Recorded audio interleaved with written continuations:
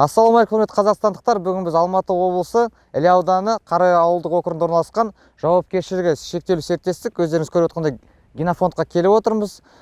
Бұл шаруашылық біздің ой күшімен жасалған Қазақстанда өндірілген өнеркәсіптік микробиологияның казбиосил препаратын синажға қолданады. Соны қалай қолданып, пайдасын және технологиясын көруге келіп отырмыз.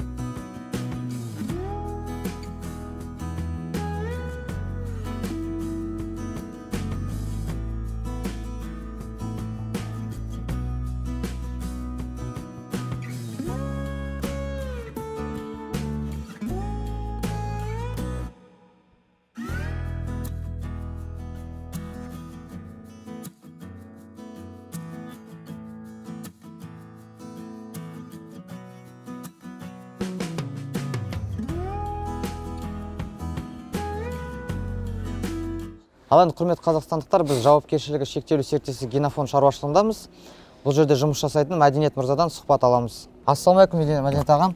Енді өздеріңіз генофонд жауапкершілігі шектеулі серіктестік жайлы бір айтып отырсаңыздар, қашан құрылды, қандай бағытта жұмыс жасап жатырсыздар? Былтыр 2022 жылдан бастап жұмыс істеп жатырмыз.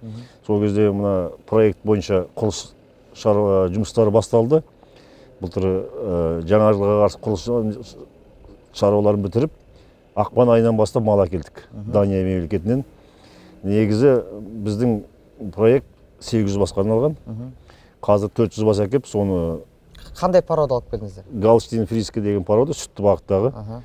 Қазір жаз бойы туғызып, сол малмен жұмыс істеп жатырмыз. 800 басқа дедіңіз, е? Сіздер енді соны қандай технологиямен сауасыздар? Қалай сауады? Күнде неше рет сауылады? Бізде бұл жерде параллель дейді, дайынный зал 18-18-ден 36 бас бір уақытта сауылады. Бір уақытта. Күніне? Күніне 2 уақыт сауамыз. 2 уақыт. Неше бас кіретін? Бір кірген кезде, бір таңертеңгісін мысалы 400 бас, сол 400 бас кешкі 2 уақыт сауылады ғой. Енді Мәдениет, сіз как мал дәрігері ретінде мал азығына көп мән бересіздер, қандай рацион питание болу керек, қандай дұрыс жем беру керек, қандай корм беру керек десек. Мына қазір кеп осы жерде тұрған жеріміз силосный ямадамыз. Осы силос жайлы неден жасадыңыздар? Соны бізде ой күшімен жасалған Қазақстанда өндірілген өнеркәсіптік микробиологияның казбиосил препаратын қолдандыңыздар. Сол жайлы айтып өтсеңіз. Енді сүтті бағыттағы мал шаруашылығы болғаннан кейін бұл жерде рационның асыл негізі құрамы бұл жерде сүрлем, силос. Силосты біз кукуруздан жасаймыз. Былтыр 4,5 мың тонна дайындағанбыз, биыл 6,5 мың тонна дайындадық. Жаңағы өзіміздің өндірістік микробиология институтының препараты, казбиосил деген препарат пайдаландық. Нәтижесі жақсы. Отандық өнімнің біз пайдасын, нәтижесін көріп жатырсыздар, е? Көріп жатырмыз, е. Енді сол технология жайлы айтыпсыз, қанша тонна, қанша жаңағы біздің препаратты қосасыздарса, соны жаңағы силосный яма дайындағаныңызда трамбовка жайлы қалай жасалу керек технологиясы. Өйткені көбісі білмейді, ойлайды, жұмысы қиын, ауырлау деген сияқты. Жоқ, бұл жерде енді экономика жағынан бұл препарат 1 тоннаға 5 литр қосылады. Оның қазір 100 тоннаға 5 литр. 100 тоннаға 5 литр қосылады, кешіріңіз. Ол енді қазіргі техника комбайндардың бәрінде құрылғы бар. Чапқан кезде қолма-қол қосылып араластырып отырады. Получается, комбайн шөпті шауып атып, сразу обработка жасап, закваска жасап. Кагаз закваскасымен өзі араласып дайын күйінде келеді. Дайын күйінде келеді, мына жаққа жайылып үстіне таптап үлгеруің керек. Енді сол ең басты таптау, ол қалай процесс, қанша уақыт созылу керек, қандай максималды түрде тапталу керек деген?